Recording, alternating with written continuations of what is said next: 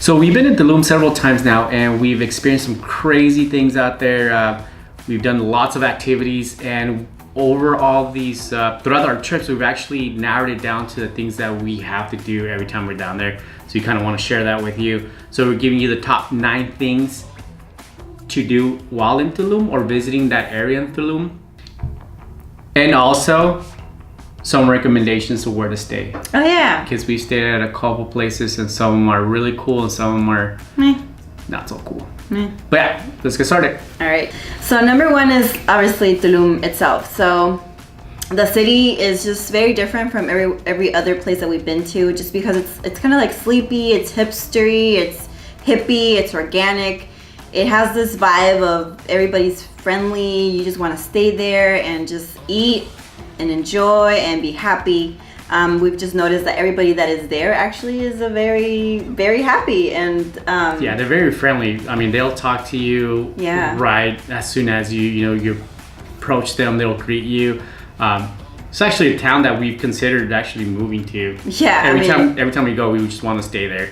It's really fun, really relaxed, and yeah, friendly. we rather, like, instead of going to Cancun, we actually just rather go to Tulum and stay there, just because it's just so much better for us. It's if you're looking for a more quiet and relaxing environment, that's definitely the place. We always, every time we're in Tulum, we always go to the Malquerida, which is an amazing restaurant. They have like a Mexican twist on everything, like Mexican pizza. They have incredible drinks, the best caipirinhas we've tried, and we've searched everywhere, and there's nothing like there. Then you cross the street, and then there's Kibok, which is one of our favorite coffee shops.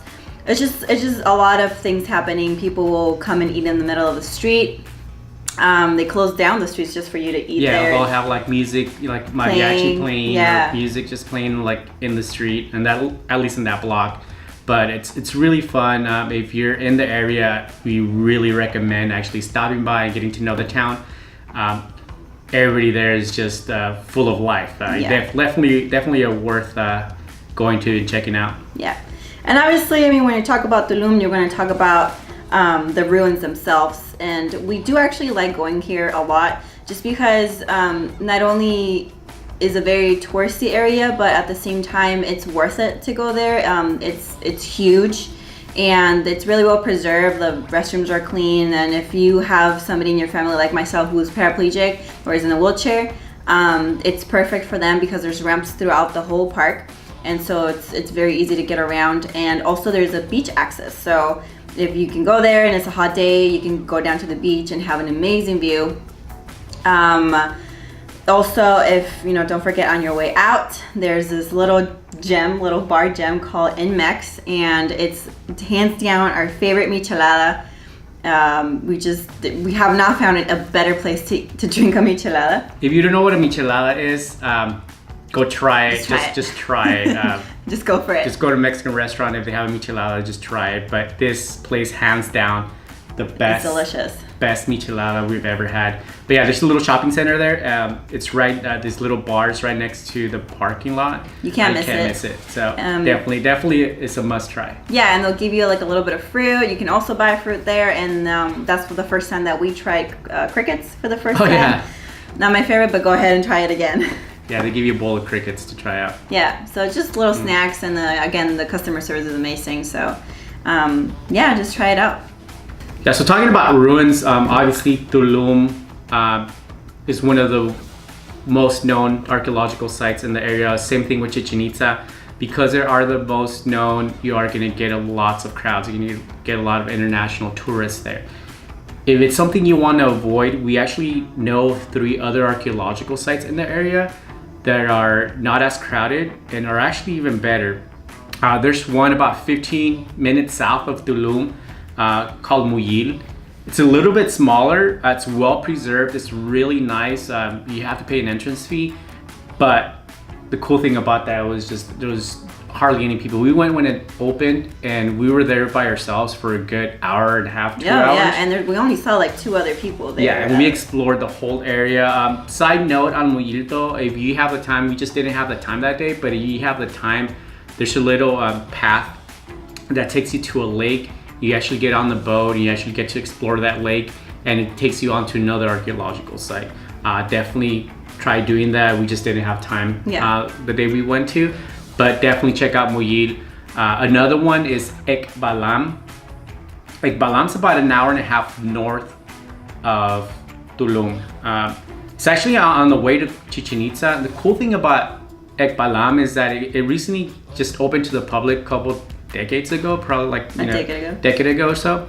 And the cool thing about that is that it's open. You can actually go and explore the whole area. You can actually go into like the rooms. You can climb up the pyramids. You climb up the pyramids. Which Tulum and Chichen Itza and Muyil, they're not allowed to. So to be able to actually go on it, it's a whole different experience. Yeah, so you can actually go, like I was saying, to the rooms, to the chambers, go up, climb up the pyramids. Actually really cool.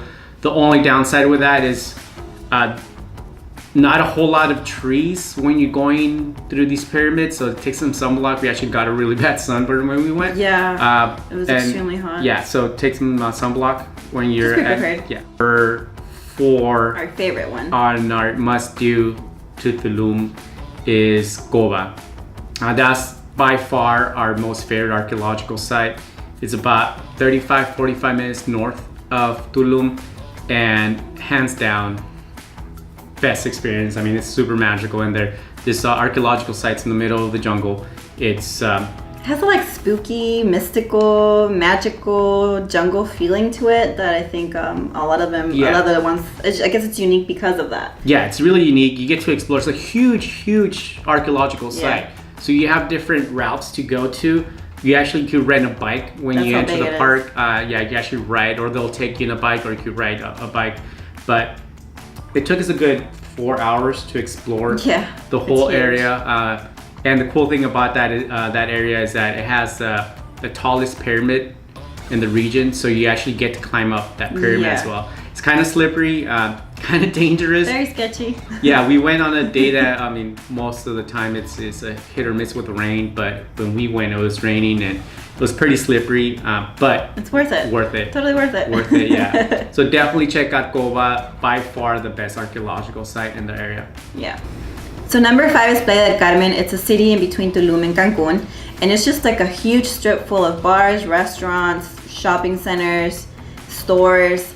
It's just great to go and people watch. There's people there all of the time, and it's just lively. They also have nightclubs, and so it's just fun to go out there and maybe grab a meal, grab a couple of drinks, have fun. It's also the port to Cozumel. So by the way, we went to Playa del Carmen on Halloween, and believe it or not, we've seen more kids out in the street in costumes than we did out here, like in the United States. Like they celebrate Halloween like it's 1999. It was crazy. So number 6, Cozumel. This is definitely a must-do thing if you're visiting the Riviera Maya or you're going to Tulum. Again, you have to go to Playa del Carmen, go to the port, and take a ferry over the island. What we did is we actually went online a couple months before we went on our trip. We actually made a reservation at a beach club. We went to Mr. Sancho's Beach Club.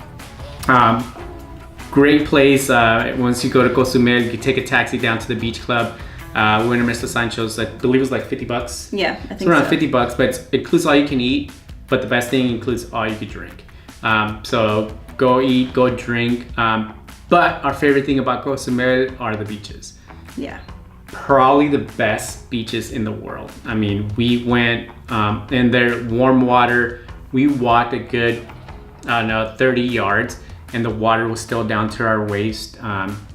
No waves whatsoever, so perfect for snorkeling. We just had like a little snorkeling tube. We were able to look at all the fishes. I mean, the fishes literally follow you around, and it's clear water, crystal clear water, and it's just perfect. Definitely a must-do when we go.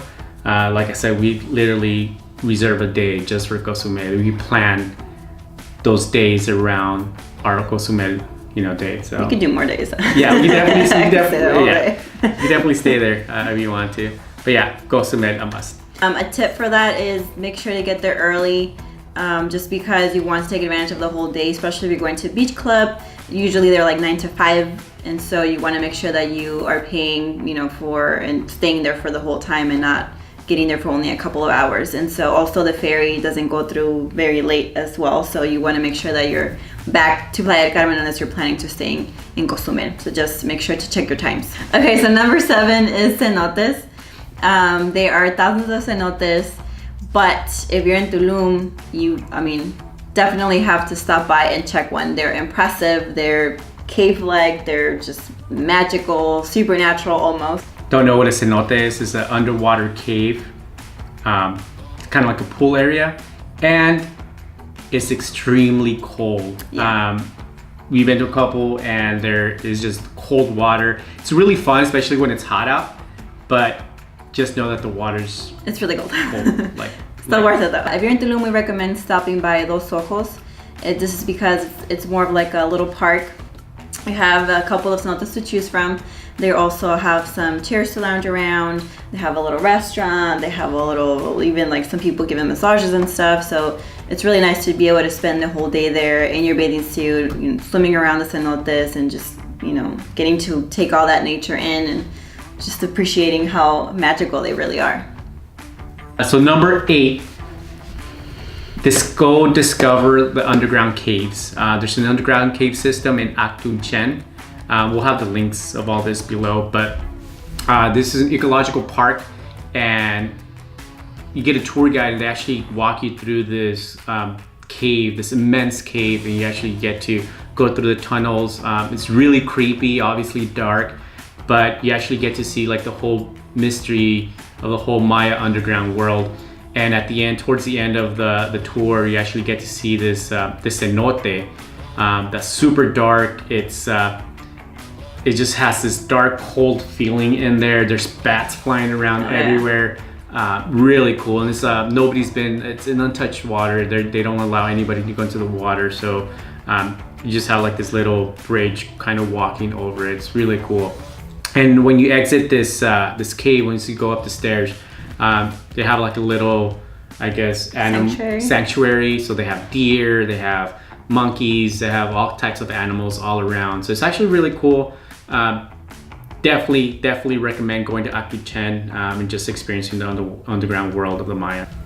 And number 9, probably the best thing that Tulum or that whole area has to offer is Xcaret. So there's a lot of other parks in the area. You have Xel-Há, you have Senses, you have Explore, but Xcaret just offers everything. I mean, they have the whole zoo, aquarium experience. The beach are amazing. They have spas, massages in there. The food is great. So you get to snorkel in there, but the best thing is the shows. They have shows all throughout the day, and the espectáculo at night.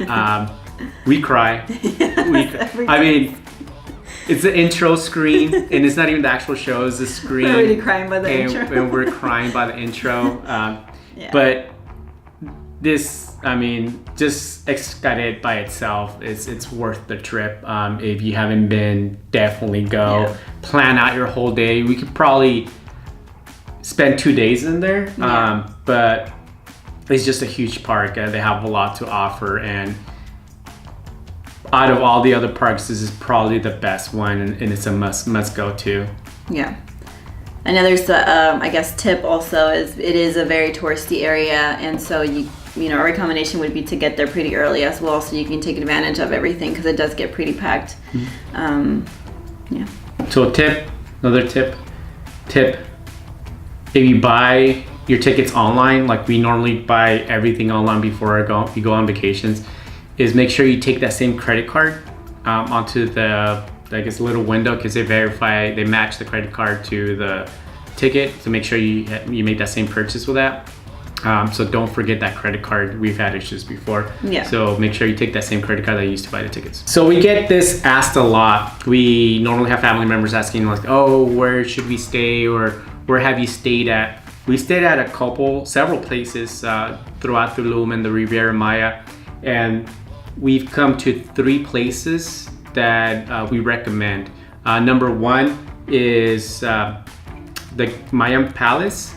Now this Us personally, we really didn't like it, but if you're into the resort feel, the lifestyle, the all-inclusive feel, the Riviera Maya is actually a great place to stay at. The pools are great. They have tons of pools. It's well maintained. They're clean. It has that jungle feel. I mean, I liked it. There's two things I didn't like.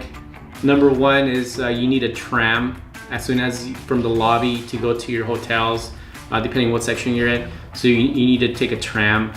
Sometimes we wait up to like 20 minutes before you actually go from like your station on that tram to the front lobby or to the parking lot. And then number two was just the walls are very thin. So we were able to hear our roof next to us and they were just loud throughout the whole night. Kind of bugged us. We actually moved to a different room just because they were so loud. But yeah, those are the only two things we didn't like. But if you're not into the whole resort feel and you're a little bit more adventurous like us, there's actually a hotel called Okaan.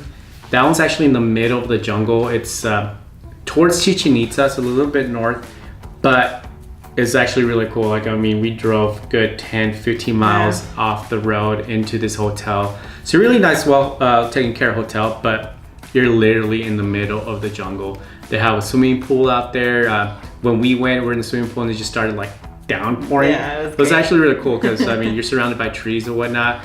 At nighttime, the stars are right above you. I mean, you're dark pitch environment, and it was actually really cool. Our all-time favorite is Nomad. Yeah. Nomad's in Tulum, and it's really literally right next to the beach. We actually stayed in a hut, but they have some rooms, like little apartments. Yeah, they have rooms and they have all kinds of things available. I mean, they had morning yoga.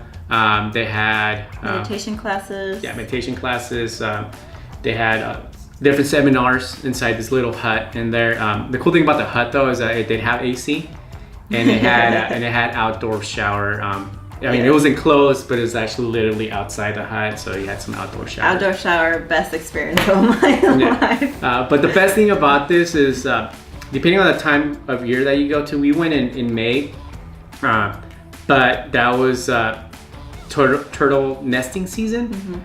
So literally throughout the whole hotel grounds next to the beach, they had these protected areas where the turtles laid their eggs, and sometimes you wake up in the morning and you take a stroll down the beach, you actually see the little hatchlings, making it running down towards the beach. So we got to experience that. Yeah. And then if you walk at night, you might get lucky and actually see the turtles walking in and actually laying the eggs. So yeah. That was really cool.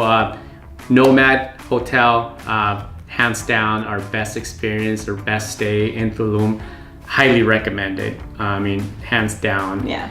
Great. The food, pre-breakfast, just everything was amazing. Definitely check them out. Also, if you're going to Riviera Maya, don't forget to check out Airbnb. It's actually sometimes better than staying at a hotel. We've actually stayed at a treehouse before, like right next to Xcaret, which was amazing. Yeah. I mean, it was pretty fun staying at a treehouse in Tulum, so that was cool. And they have like all these other great places, especially if you have a big family going with you.